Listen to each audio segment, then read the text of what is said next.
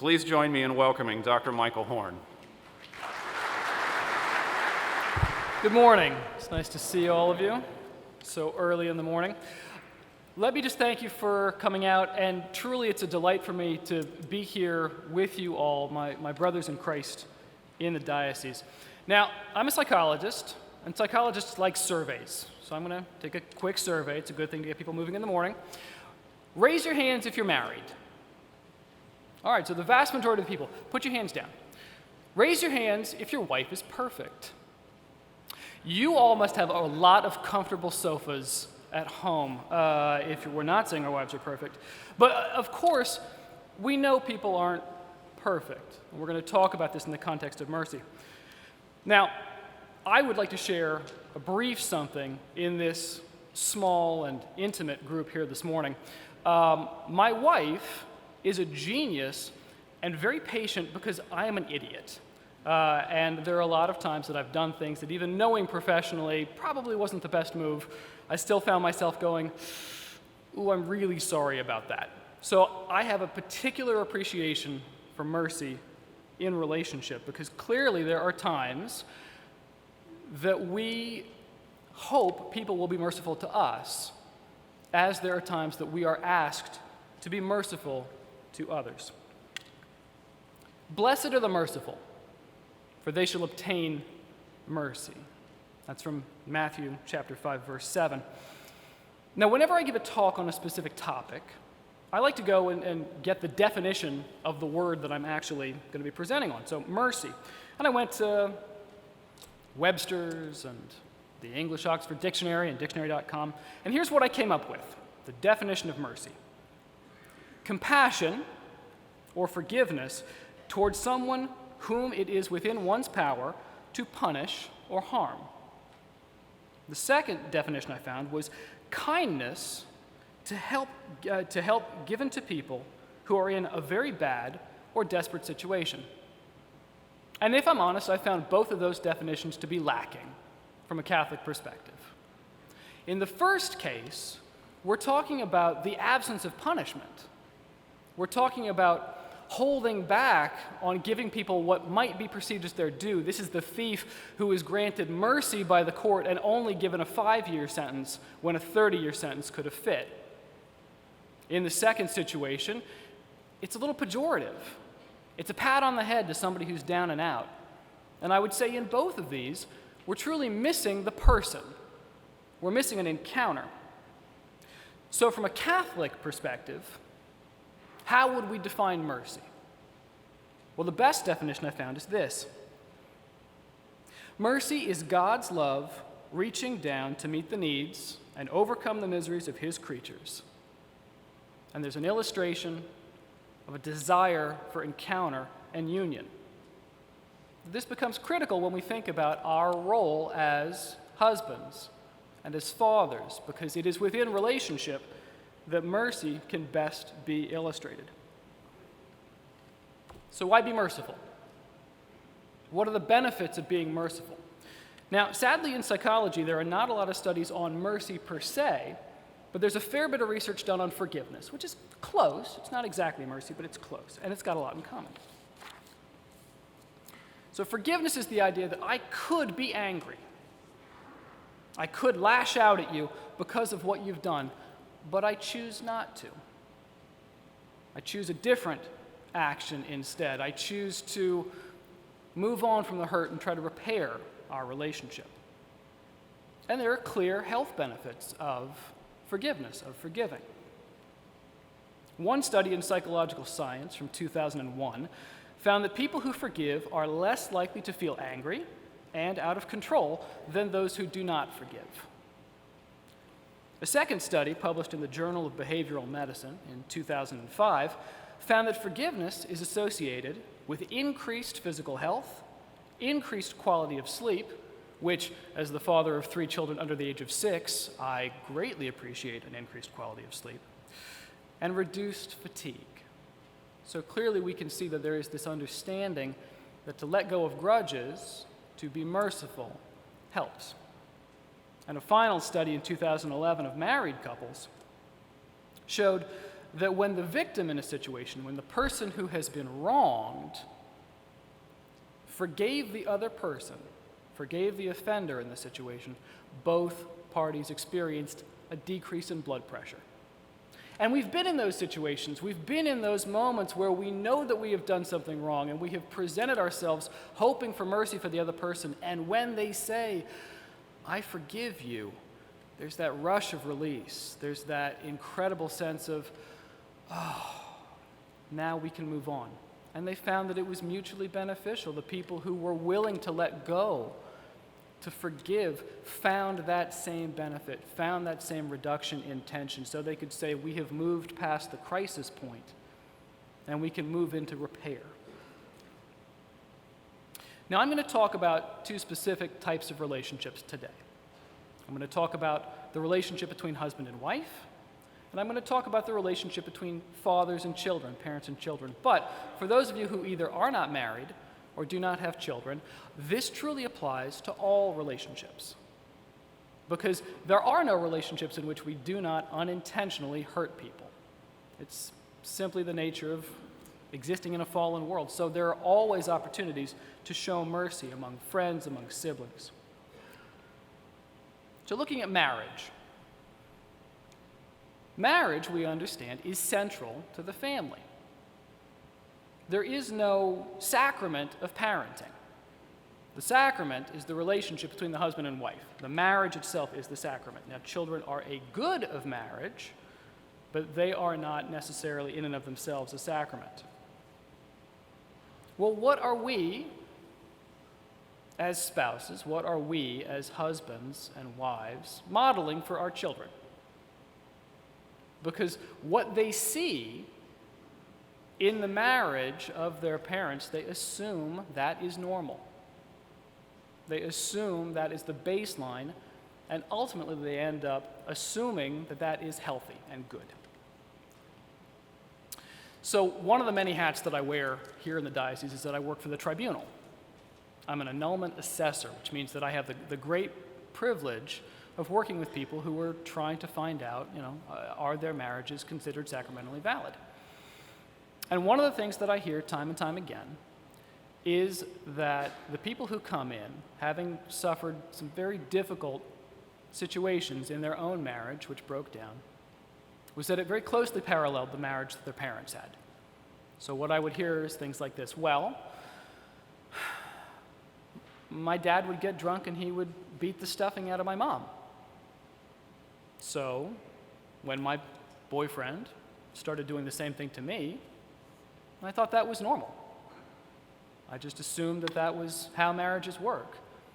And clearly we would say that that is flawed. So we must be hyper aware of the model that we give to our children and to our grandchildren of what a healthy marriage centered in Christ looks like. Now, there's some certain things that can happen in a marriage, and especially if you've been married for a while. One of the things that tends to happen in relationships is this. Typically, what you expect is going to happen will actually influence how you react to a certain situation. So, for example, if I assume things are going to go well, I am much more likely to see and perceive things going well. I attune to positive things. If, however, you're more like me, Irish and cynical, you're really good at picking out all the stuff that just isn't working at all.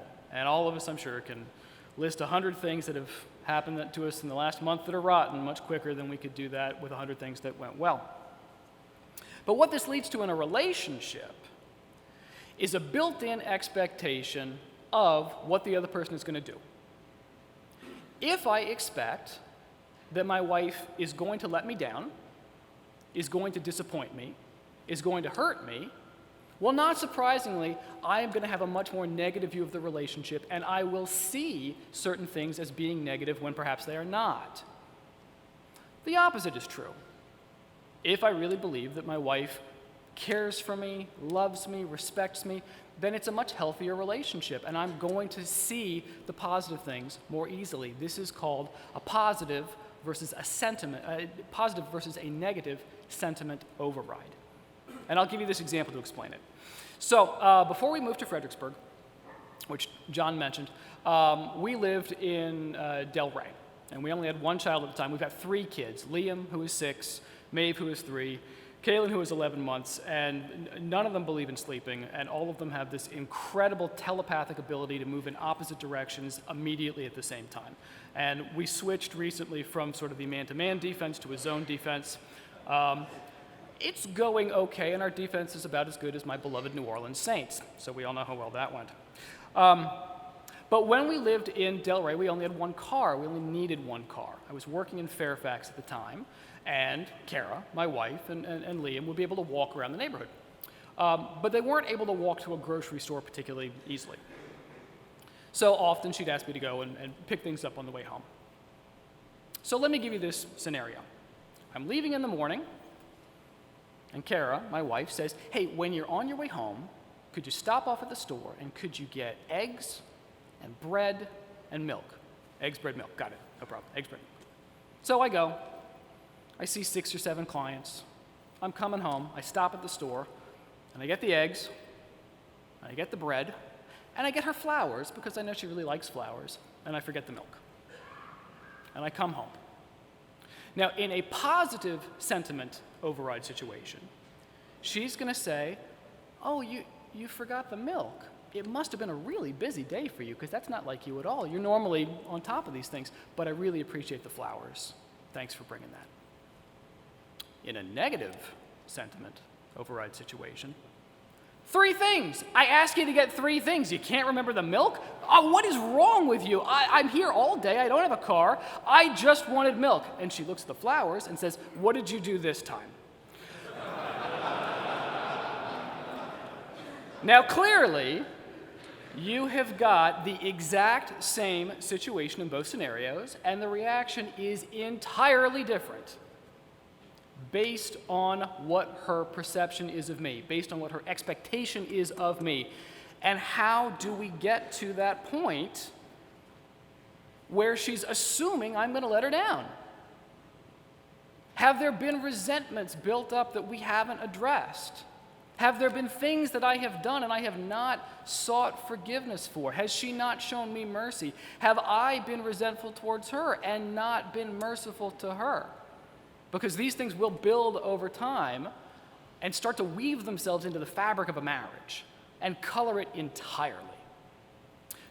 Just as an interesting point, so as was mentioned earlier, I work for Catholic Charities of the Diocese of Arlington. We do a lot of counseling through Catholic Charities. We actually have 13 different sites throughout the diocese where we do counseling.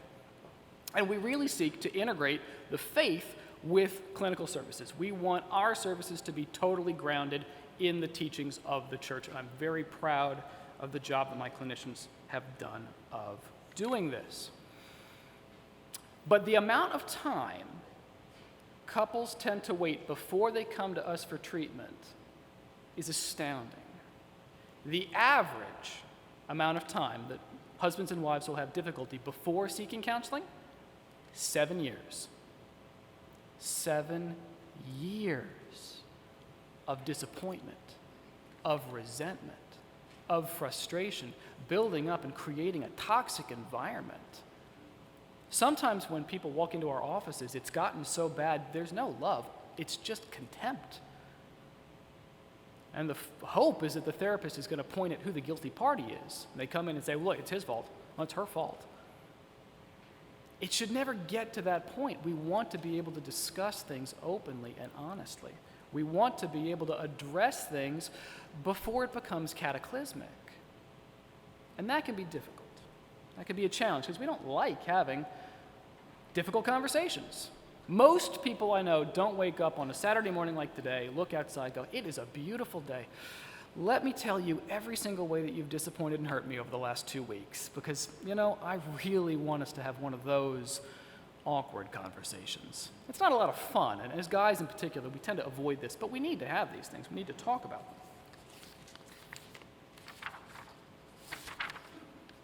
One of the great myths in this country is that happy couples don't fight. And it's a total lie. Sometimes couples don't fight because they haven't seen each other in the same room in 4 years. One person's down in the den, the other person's sort of squirreled away in their room, and they just avoid. It doesn't mean there aren't problems, it just means they're not talking. Happy couples, research has been shown by John Gottman, who's the preeminent marital researcher in the country at the University of Washington in Seattle.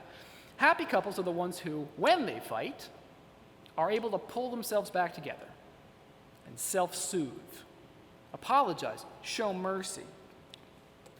So I grew up all over the place. I'm from New Orleans originally, and we spent a fair bit of my childhood in London at an American school, but it ruined my accent and made my sense of humor really weird.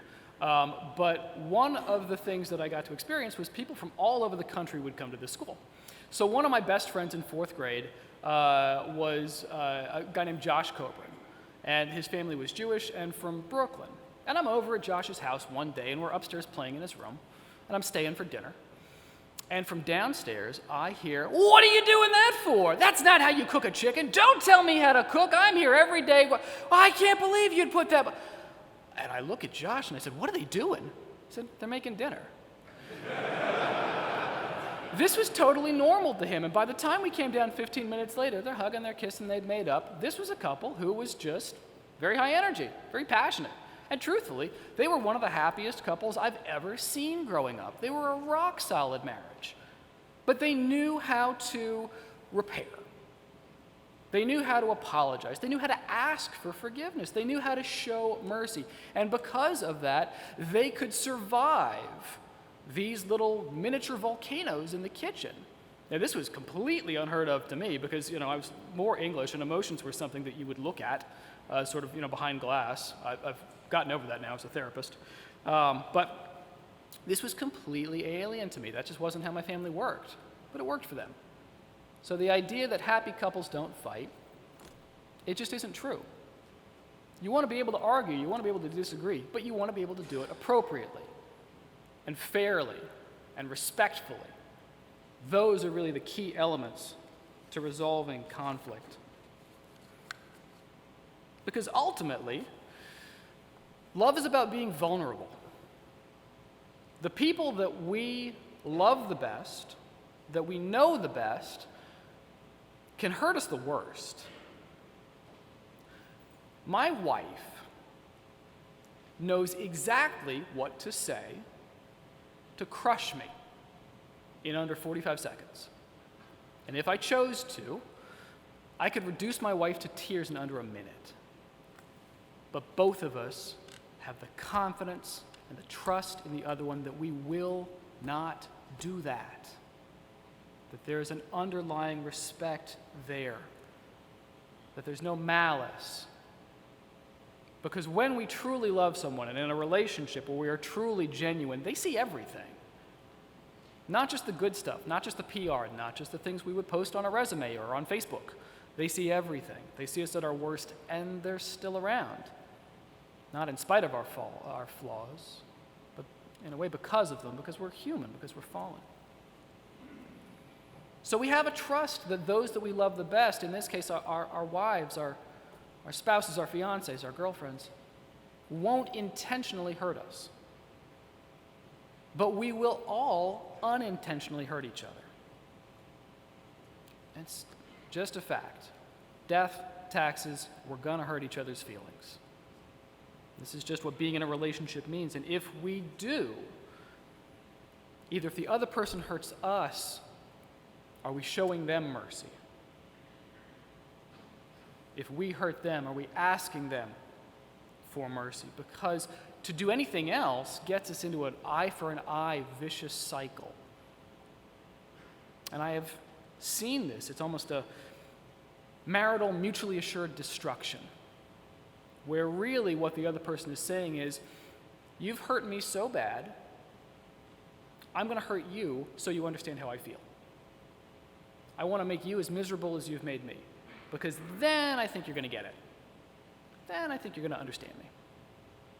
In no way would we say that that is the foundation of a healthy, sacramental Catholic marriage that is grounded in the idea of self-gift. I'm going to talk about a couple cases now, and let me be clear. Whenever I talk about a clinical case, These are highly de-identified to protect people's confidentiality, and in fact, some of them are from other states that I worked in. I had the pleasure of working in Nebraska for 53 weeks. I had a good time in Nebraska. It was just really, really cold.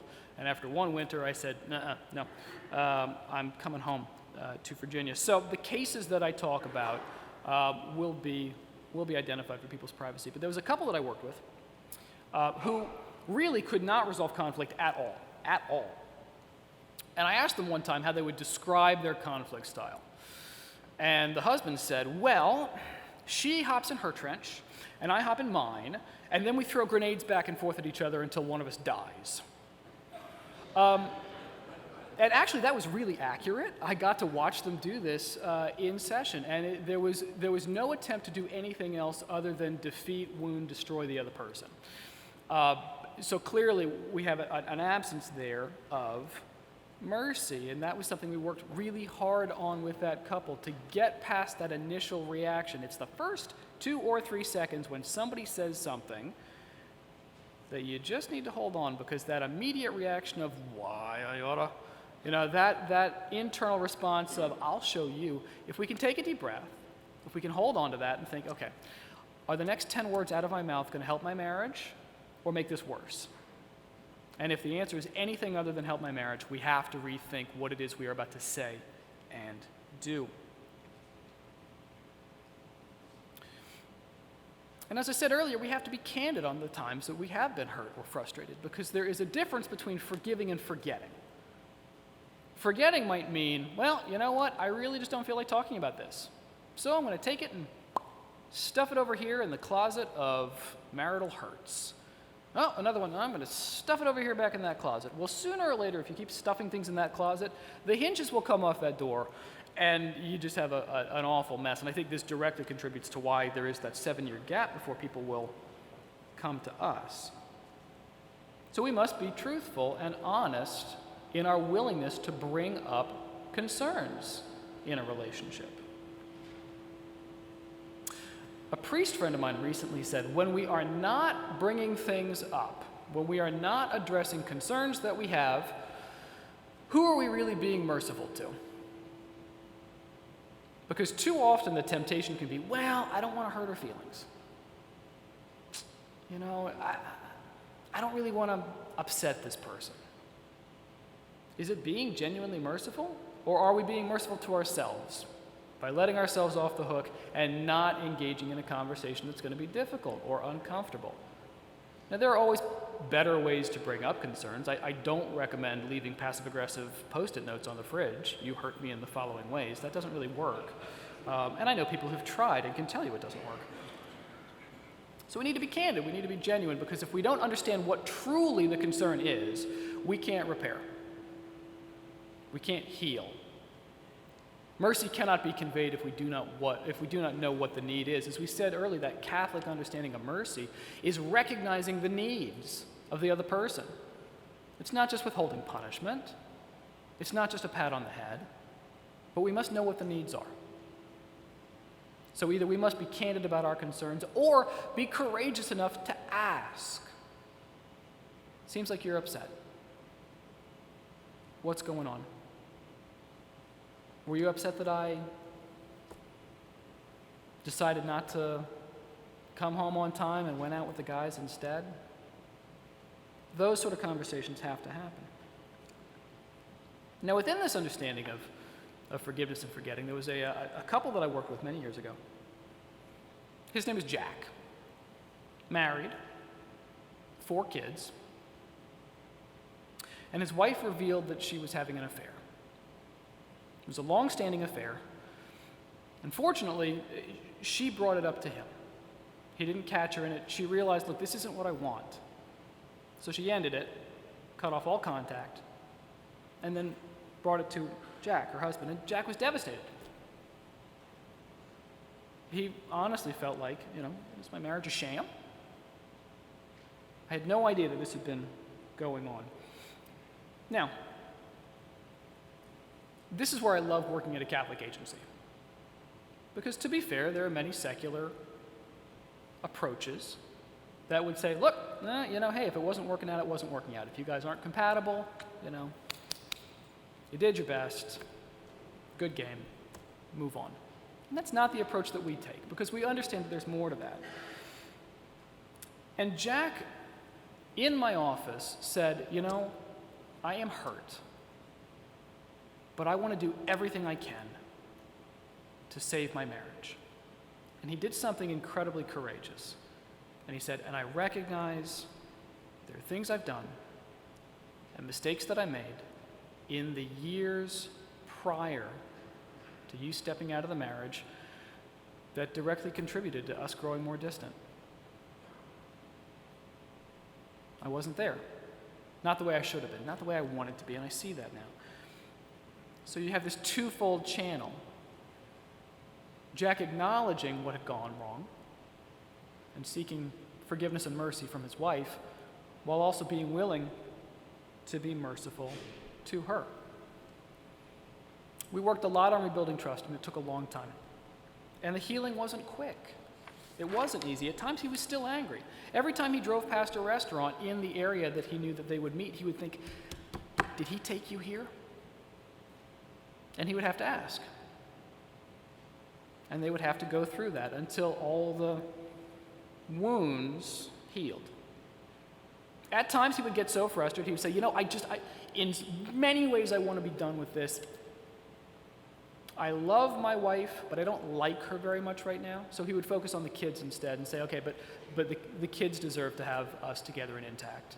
So he would shift his motivation and really try to recommit himself to the marriage there, and always come back to his wife. And things truly got better over time. And ultimately, they did save their marriage. They salvaged their marriage. It's a marriage with scars.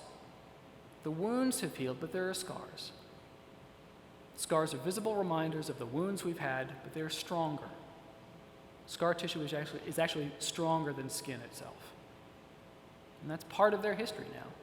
But truthfully, they are closer, more connected, and more committed than they have been probably in the previous 25 years of marriage. As I said, showing mercy isn't easy. Sometimes it requires a superhuman effort to really reach out when everything in us says, I want you gone, I want you to hurt like you have hurt me, and to hold back, to not go that easy, quick, and destructive path, but to take a deep breath and show that mercy. I want to move now to parents and children. It's a pretty good chance that most of you in here who are married have kids, and those of you who may be a little bit older might even have grandchildren. Now, the family, as I've said earlier, the relationship between the husband and the wife is really critical, I think, in terms of what kids expect from marriage, what is normal. But children learn a tremendous amount about themselves, even from a family. How do they fit in? How do I fit into this group that I've been born into? From the Catechism, parents have the first responsibility for the education of their children. They bear witness to this responsibility first by creating a home where tenderness, forgiveness, respect, fidelity, and disinterested service are the rule. So automatically we see right there that we understand families must include forgiveness and mercy in the interactions with their kids. There's a sociological theory called the theory of the looking glass self. And what this basically says is that we learn about ourselves, we learn about our own worth based on the reactions other people have to us. Other people are the mirror that shows us who we are. This primarily happens at a young age, so we're talking really birth to 4, 5, 6. And when we say other people, think about who the other people are in the lives of somebody from the time they're born to the time they're 6. The vast majority of those encounters are with parents, are with family members. Now, if children learn about their own self-worth through these encounters, if they are shown love and respect and mercy and tenderness, they internalize that. They tend to think, I'm the sort of person who is worthy of being loved and respected and listened to. I matter. Sadly, that's not everyone's experience. Because if children experience neglect, criticism, abuse, then what that says to them is, this is all I'm good for. This is all I will ever amount to. I'm the world's punching bag. That's who I am. That's how God made me. Clearly, we would understand that that is flawed. So it is our responsibility as parents and as grandparents. Grandparents have a critical influence on children as well. It's our responsibility to teach them how much they are treasured, how much they matter. And through effective parenting, sometimes mercy means giving our kids what they need. Effective parenting has two key components: love and expectation. Let's talk about love first. When I say love, I mean unconditional love. We love you because you are you. It's not love with strings. Conditional love is, well, I love you when you do this. I love you if you achieve that. And it can be really devastating on a child and his or her self-concept. So when I was in grad school, to pay the rent, I had a job as a tutor at an SAT prep house, sort of a company. And what would happen is that these high schoolers, their parents would send them to go and brush up on the SATs to do really, really well. And I had a problem with the methodology of how they did things, but that's a different story for a different day. But I was there on a Saturday morning. It's 9 o'clock in the morning, and we would have pods. So I would get the same 3 or 4 kids every Saturday from 9 to 11. They would rotate kids in, so it was really like a mini class. Well, on this one particular Saturday, 2 of the 3 kids that I would typically see weren't there. So it was me and this young woman who was a really, really sweet kid, very bright. And we're working on math. We're doing math stuff, and we're working on the math component of the SATs. I said to her, listen, did you want to go ahead and do a few more practice tests? And she starts to cry. Now, I wasn't a psychologist then, but I knew that if a teenager starts to cry in front of her SAT tutor, she's probably sad, and something is probably a little bit off. So, using that astute clinical prowess that I possessed at that point, I said, what's wrong? And she said, I've taken the SATs already. I got a 1590 on the SATs. This was before the switch. This was when 1600 was the best you could possibly get. She was in the 99th percentile. She said, I got a 1590 as a sophomore in high school. And my parents are still sending me here.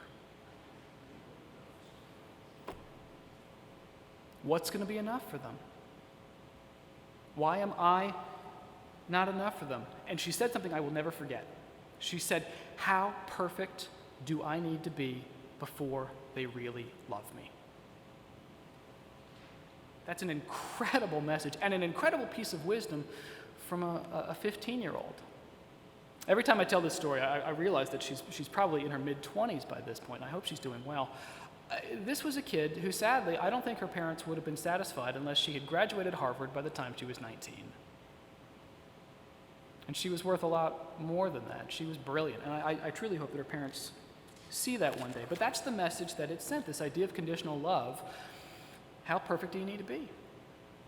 Because perfection is a myth. We're never going to be perfect. But if that's the constant narrative, ooh, almost, but not quite, ooh, a little bit harder, and then we'll really love you for who you are. So think about that. Are we as fathers unintentionally giving those messages to our kids? Or do we love them for who they are, unequivocally? There was another young man that I worked with many years ago. His name was Tim. Tim was a college dropout. He was living at home. He was about 20 when I met him. And basically his 2 favorite things to do were hang out and play video games. And his father, who was very high-powered, type A kind of guy, this was a disaster. And he would rail on Tim all the time, get a job, get yourself together, get your life together. Well, Tim, who admittedly could have applied himself a little bit more because he wasn't really doing all that great professionally as a video gamer, was really starting to feel that, what's the point? Nothing's going to be good enough for him anyway. So why bother? I've tried, and it's still not enough, so forget it. I'm just going to mail it in. Well, Tim came in one week, and he looked happier than I had ever seen him. And he said, "This is going to sound really weird, but I had a great weekend. My folks were all asleep. I was playing video games downstairs, and I smelled gas. There was a gas leak in my house. And I got my family out. The fire department came, and they told me if I hadn't got my family out, they would have died. I saved my family." Now, the subtext of this was, surely this is it. This is going to be enough. This is the moment where my dad says, "Well done." Tim comes in the following week, totally devastated. I said, what happened? He said, "The local paper interviewed us. My dad gave an interview about what happened. He said the cat woke them and saved them. He didn't mention me at all. He said, well, we saw the cat was acting strange, so we knew something was up." Tim said, "I saved my family's life, and the cat gets the credit. He can't even see me." We finally brought Tim's dad in, and we started talking about this. And there was a really beautiful moment after about 3 months of working together that Tim's dad realized that he was wrong. Tim wasn't his clone. He wasn't going to be as motivated as his dad. He wasn't necessarily going to be as successful as his dad, but he was still his son, and he was still good. And his dad admitted he was wrong, which in and of itself is a tremendous act of mercy to say, look, I have been treating you harshly, and will you forgive me? And Tim, at 20, it would have been easy to say, forget you, Dad, it's too late. But Tim did a courageous thing and forgave his father. Tim showed his father that mercy. Tim acknowledged that he'd been hurt, but was willing to say, I'm going to be your son for the rest of my life, and I want something different in the relationship than we have now. Because we need to understand our kids. We need to understand the people that we are in relationship with. And it starts with this idea, when we talk about unconditional love, how do we show love? What are the ways in which we show love? There's a great book by Gary Chapman called The 5 Love Languages. And in it, Chapman says that there are 5 ways that typically people tend to show love. And these are as follows. Physical affection, a hug, hand-holding, pat on the back, kissing. Words of affirmation. You did a great job. I'm really proud of you. I love you. Quality time. The game is on, but I'd rather spend time with you, so let me turn this off. Acts of service. You've had a really long day, let me take care of that for you. I'll go ahead and I'll do the dishes. And gift giving. I was out at the store, and I know you really like this particular type of juice, so I got some for you and brought it home. Now,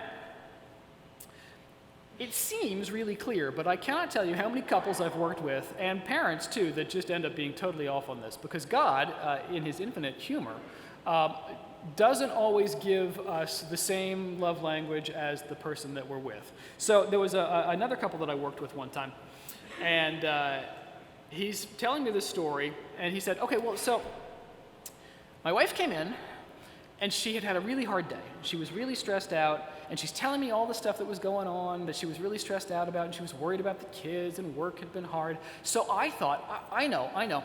She loves it when the lawn is mowed, and I know she feels like she has to nag me. I'm going to go and mow the lawn. And, bonus points, I'm going to take the trash out without being asked. This is pretty good, right? So on his own, he goes and takes the trash, goes and gets the lawnmower, and she's crushed. And he has no idea why. He said, I did a good thing. And it was a good thing. What he didn't realize, as he's showing love in an acts of service way, what his wife really needed was quality time. Just stay with me. Just listen to me. I appreciate you doing the other thing, but what I need from you right now is just be here. My wife, who I mentioned earlier, Kara, who is a genius, and again, I'm an idiot, we actually had something similar that we still laugh about nearly 10 years later. We were both in grad school at the time. She'd come home and she'd had sort of a frustrating meeting with one of the professors who I knew really well. And I said, oh, okay, hold on, I know this guy. And I kick into problem-solving mode, which is my default mode, seeing as my father is an engineer and my grandfather was an astrophysicist. So I'm very sort of fix the problem. So I'm like, well, what you got to do, you got to take this guy here and talk about this, and if this is a problem. She said, stop, shut up. All I want you to do is give me a hug right now. Never occurred to me. But I really appreciated she told me, because now I know for the rest of our marriage, I have known that. So it is a good thing that we're able to connect on this way. And we need to know this for our kids too. It's one thing to know it with our spouses, we need to know it with our children. How do our kids best feel loved? Because making our kids a priority can in itself be a form of mercy. We are all incredibly busy. We all have lots of things, and truly, I've been all over the country. I have yet to find a busier part of this country than Northern Virginia. We are constantly doing a million things, and if you show me somebody who says that they only work 40 hours a week, I asked them when they retired, because it is that sort of scheduling. But we want to make our kids a priority, and not just when they're behaving. Too often, I think, we tend to focus on our kids in one of two ways. Either we focus on our kids when there's a real problem and we're only there telling them they need to get back in line and fly right, or it's, you know what, you guys are out of control and I don't have time for you right now. We have to be there across the board. One of the continual challenges for me personally, if I can be candid, is we are always called to love our kids even when we don't like what they are doing particularly. So I have a lot of conversations with my 6-year-old that go sort of like this. I love you, you have to stop hitting your sister. Please don't scratch people. And actually I do the same with my 3-year-old daughter as well.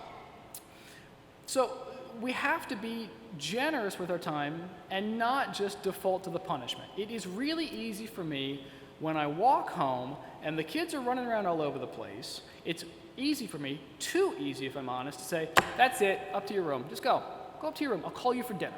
This is too much right now. You guys are all over the place. You're fighting. Separate. Go to your rooms. That's not what they need. They need us. They're excited because I'm home. They need me. They need my wife. We need to be there and be present for them. Because kids do some incredibly dumb things sometimes. So my brothers, I'm the oldest of 3, and I grew up all over the place. I lived in London for a while. We lived in Scotland, Aberdeen, Scotland, and we were renting a house there. We were there for about 18 months. My dad was in the oil business, so he was doing work in the North Sea.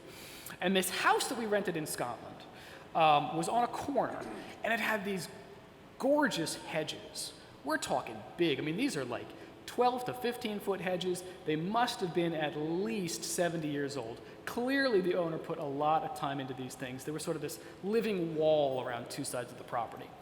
Now, I am delighted to say on this particular day, I was inside reading a book.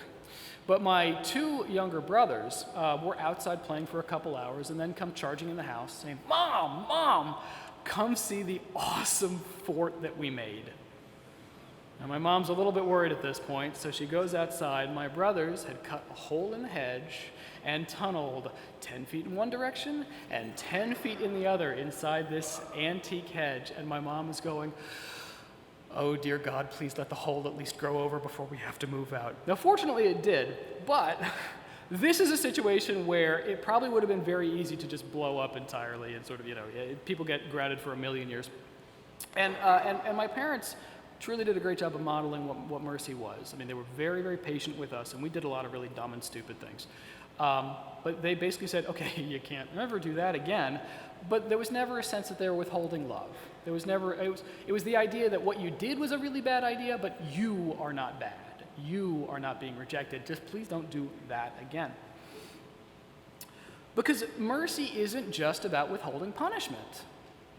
It's not just mercy to say, you know what, I could ground you for 1,000,000 years, but I won't, and I'm being merciful. No, mercy is taking the time to really be there. What are the needs of the kid? How much can we actually spend with our children or our grandchildren? So this is the love side. The other side, as I mentioned, was expectations. Expectations are the rules that we have for our kids. We all have rules for our kids, and we need it. Kids need rules. They are trying to understand that the world is a predictable, consistent, safe place. Now imagine how frustrating it was if you weren't consistent or if you weren't being told the rules for something. Imagine playing a game in which somebody said, hey, let's play this game. And you said, great, how do we play it? And they say, no, I'm not going to tell you. I'll tell you when you screw up, but you'll figure out sort of how it goes. And, oh, by the way, the rules might vary. So it's, oh, wait, no, that's a foul. Okay, no, you can do that. Wait, no, it's Tuesday. You can't do that over here. It becomes very confusing and very frustrating for us as adults. It's even more so for children. To feel safe and secure, they need to have consistent, clearly stated expectations. Now, between those two things, love and expectation, there are 4 types of parenting. 3 of them aren't good. High love, high expectation, this is authoritative, this is good, this is what we want. High love, but no expectations is permissive. Yeah, sure, eat cotton candy 3 meals a day, that's fine. This is not really helping people. High expectations, no love, this is authoritarian, this is cold, this is you're going to hear from me, but only if you have screwed up. And then if there's neither love nor expectation, it is neglecting or rejecting. Now practically, how can we incorporate mercy into our own lives? We can be honest when we're wrong. If we're really paying attention, we know that we've screwed up before other people tell us. So we can be honest about that, and we can ask others for forgiveness. We can forgive others when they come to us, or even preemptively. We can bring this up and say, look, this hurt, but I want to forgive you. We can put other people first, ahead of ourselves, making a sincere gift of self in a relationship, saying that I'm going to do everything I can to help and take care of you, knowing that you're going to do the same for me. And we can make time for people, even if we don't have the answers to their problems. Just because I can't fix it doesn't mean I can't help. There are times that I can't make things better for my wife and for my kids, but I can be there with them, and I can do whatever I can, no matter how small. So in conclusion, we will be hurt. We will hurt others. This is the cost of love in a fallen world. This is the price of being in relationships. So we must do everything that we can to convey a genuine love to those in our lives, to be merciful to those in our lives. And in this Jubilee Year of Mercy, we have a chance to really make a special effort. We talk a lot about the idea of seeing the face of Christ in others. And this is excellent, but there's another element to that as well. Do we try to show the face of Christ to those we encounter? Do we try to let the love that Christ and God has for them flow through us in our encounters with them? In our love, in our patience, in our forgiveness, and in our mercy. I thank you all very much for your time. I'm praying for a fruitful day for all of us, and please be assured of my prayers for you all for this continued Lenten season. Thank you all, and God bless.